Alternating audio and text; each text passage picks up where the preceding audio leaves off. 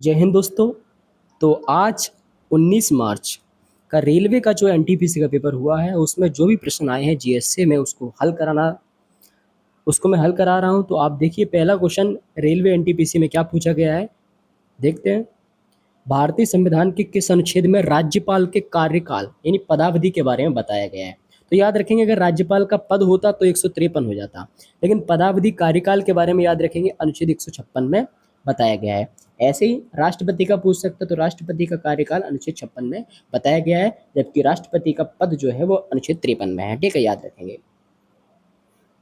Sorry, अनुच्छेद 53 में नहीं, अनुच्छेद 52 में हो और 53 में उसमें कार्यपाल का शक्ति है राष्ट्रपति की। आगे बढ़ते हैं, दूसरा क्वेश्चन देखते हैं।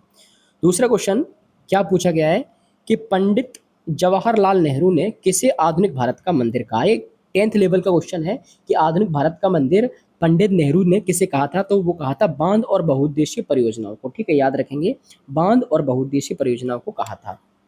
आगे बढ़ते हैं, तीसरा क्वेश्चन क्या पूछा गया है तो देखते हैं। वर्ष 2025 में राजस्थान सरकार ने सरिस्का वन्यजीव अभ्यारण्य के क्षेत्रफल में कितने हेक्टेयर की वृद्धि की। तो ये 24,000 नहीं है, आपका आंसर हो जाएगा 44,000 हेक्टेयर। याद रखेंगे, 44,000 हेक्टेयर की वृद्धि की है। आगे देखते हैं कौन सा क्वेश्चन पूछा गया है। तो क्वेश्चन है कि भारतीय संविधान में मौलिक कर्तव्यों को किस संविधान संशोधन के द्वारा जोड़ा गया है। तो याद रखेंगे मौलिक कर्तव्य हमारे मूल संविधान में नहीं थे, इन्हें 42वें संविधान संशोधन 1976 में सरदार स्वर्ण सिंह समिति के द्वारा जोड़ा गया था। याद रखेंगे, और ये मूल कर्तव्य कहाँ से लिए गए तो याद रखेंगे सोवियत संघ यानी रूस से लिए गए हैं। आगे बढ़ते हैं, अगला प्रश्न देखते हैं। अगला प्रश्न देखते हैं, 1998 में किस प्रसिद्ध कर्नाटक गायिका को भारत रत्न से सम्मानित किया गया था। तो इसका सही आंसर हो जाएगा M S Subbulakshmi. M S Subbulakshmi इसका सही आंसर हो जाएगा। तो आपको ये याद रखना है, ठीक है, आगे याद रखेंगे। अगला क्वेश्चन देखते हैं। नेक्स्ट देखते हैं, वर्ष 2024 के अंत में अमेरिका ने किस अत्यधिक संक्रामक रोग के स्थानिक संचरण के पूर्ण उन्मूलन की पुष्टि की है। तो इसका आंसर हो जाएगा खसरा। ठीक है, खसरा वायरस से होने वाला रोग है।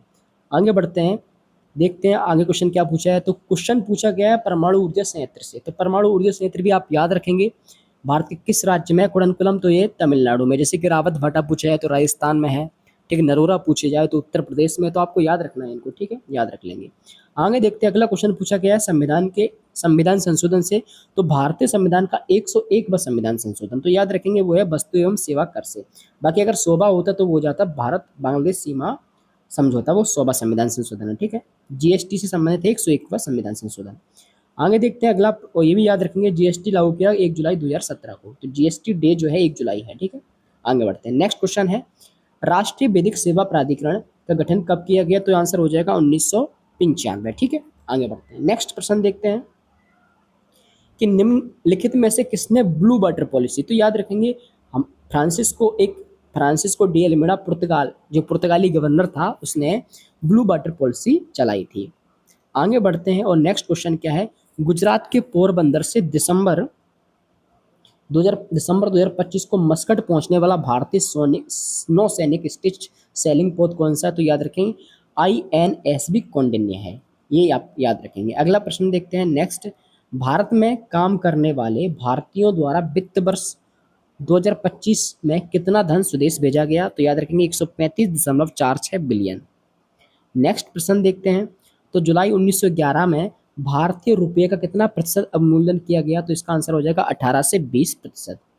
अगला प्रश्न देखते हैं, रिंग ऑफ फायर किस महासागर में। तो इसका काफी सरल क्वेश्चन है, प्रशांत महासागर में रिंग ऑफ फायर है।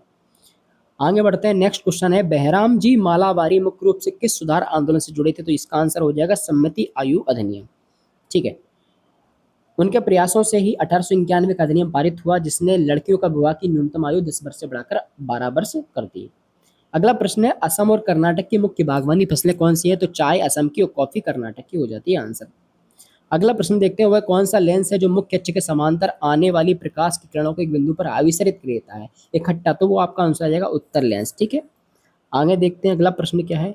निम्नलिखित में से गर्म दल का कौन सा नेता है। तो गर्म दल का अपन इसमें देखें तो बाल गंगाधर तिलक जो है गर्म दल के प्रमुख नेता है। बाकी लाल बाल पाल, लाला लाजपत राय और विपिन चंद्र पाल भी थे। आगे देखते हैं, अगला प्रश्न देखते हैं, कंप्यूटर में किसी चुनी फाइल या फोल्डर की प्रॉपर्टी देखने के लिए किस शॉर्टकट कुंजी का प्रयोग होता है। तो अल्ट के साथ आप इंटर दबाएंगे तो आपको फाइल या फोल्डर की प्रॉपर्टी देखने को मिल जाएगी। अगला प्रश्न है, फिल्म फेयर ओटीटी अवार्ड्स 2025 में बेस्ट एक्टर सीरीज पुरुष कॉमेडी का पुरस्कार किन दो लोगों ने जीता है? तो वरुण सोबती और स्पर्श श्रीवास्तव। आगे बढ़ते हैं, अगला प्रश्न। तो अगला प्रश्न लिखा हुआ है, निम्नलिखित में से कौन सी उत्कृष्ट गैस नहीं है? तो हीलियम उत्कृष्ट गैस है, नियोन उत्कृष्ट गैस है, ऑर्गन उत्कृष्ट गैस है, ठीक है, समूह 18 की। लेकिन ऑक्सीजन उत्कृष्ट गैस नहीं है, याद रखेंगे। तो समूह 18 की अक्रिय गैसें हैं। आगे देखें, निम्नलिखित में से कौन सा एक सिस्टम सॉफ्टवेयर का उदाहरण है? तो याद रखेंगे एमएस विंडोज जो होता है वो सिस्टम सॉफ्टवेयर होता है, ठीक है। आगे देखते हैं, नेक्स्ट प्रश्न देखते हैं। भारतीय संविधान की प्रस्तावना में वर्णित संप्रभु का शब्द का सही अर्थ क्या है? तो भारत आंतरिक बाहरी रूप से पूरी तरह क्या है? स्वतंत्र है। आगे देखते हैं कौन सा क्वेश्चन पूछा गया है। तो पूछा गया है, सैन काकू द्वीप जहां चीन के तटरक्षक अक्सर गश्त करते हैं, वर्तमान में किस देश द्वारा प्रशासित है? तो आंसर हो जाएगा आपका जापान, ठीक है। अगला प्रश्न देखेंगे, ये अगर देखें तो पूर्व चीन सागर में स्थित इन द्वीपों पर जापान का कब्जा है, ठीक है। आगे देखते हैं, बांस में किस प्रकार की जड़ें और पत्तियों में किस प्रकार का सिरा विन्यास पाया जाता है? तो बांस में जड़ें पाई जाती झगड़ा अपस्थानिक। वही अगर बात करें पत्तियों में समानांतर सिरा विन्यास पाया जाता है। आगे प्रश्न देखते हैं, नेक्स्ट। भारतीय संविधान के अनुच्छेद 282 के तहत कौन सा केंद्र या राज्य सरकारों को क्या अधिकार दिया गया? तो आंसर हो जाएगा सार्वजनिक प्रयोजन के लिए विवेकाधीन व्यय करना, ठीक है। आगे प्रश्न देखते हैं, नेक्स्ट क्या पूछा गया है। मुगल काल के दौरान निर्मित मंदिरों जैसे वृंदावन के मंदिर में मुख्य रूप से किन स्थापत्य तत्वों का मेल देखा जाता? तो आंसर हो जाएगा शिखर और नुकीले मेहराब। आगे प्रश्न देखते हैं, नेक्स्ट क्वेश्चन है, इलाहाबाद स्थित प्रयाग प्रशस्ति, काफी इजी क्वेश्चन है, समुद्रगुप्त से संबंधित है प्रयाग प्रशस्ति, ठीक है। और इसकी जो रचना है वो अरिस्टो ने की थी। आगे प्रश्न देखते हैं, नेक्स्ट क्या है। भारत की पहली स्वदेशी कार टी सेल थेरेपी का नाम क्या है, जिसे आईआईटी बॉम्बे और टाटा मेमोरियल अस्पताल द्वारा विकसित किया गया? तो आंसर हो जाएगा नेक्स्ट कार 19, ठीक है। ये कैंसर, विशेषकर ब्लड कैंसर के इलाज के लिए विकसित एक आधुनिक जीन थेरेपी है जो भारत में इलाज को सस्ता बनाएगी।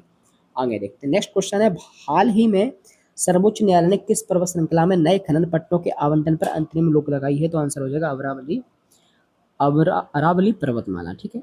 अगला प्रश्न देखते हैं, गौतम बुद्ध की शिक्षाएं और उपदेश मुख्य रूप से किस बौद्ध ग्रंथ में संकलित है? तो गौतम बुद्ध की शिक्षाएं हैं सूत्र पिटक में, ठीक है। जबकि अगर हम देखें नियम जो है संघ के वो विनय पिटक में है, ठीक है, और विधम पिटक दर्शन शास्त्र से संबंधित है। आगे देखते हैं, नेक्स्ट क्वेश्चन। प्रधानमंत्री सूर्य घर योजना को बढ़ावा देने के लिए हाल ही में किस बैंक ने भारत को ऋण प्रदान किया? तो आंसर हो जाएगा विश्व बैंक। और विश्व बैंक की स्थापना 1944 में हुई थी और इसका मुख्यालय वाशिंगटन डीसी में है, आपको याद रखना है। आगे देखते हैं, तो आपके ये क्वेश्चन थे जो कि आरआरबी एनटीपीसी 19 मार्च में पूछे गए हैं, ठीक है। अगर आपको वीडियो पसंद आई तो वीडियो को लाइक करें, चैनल को सब्सक्राइब करें। Thank you so much.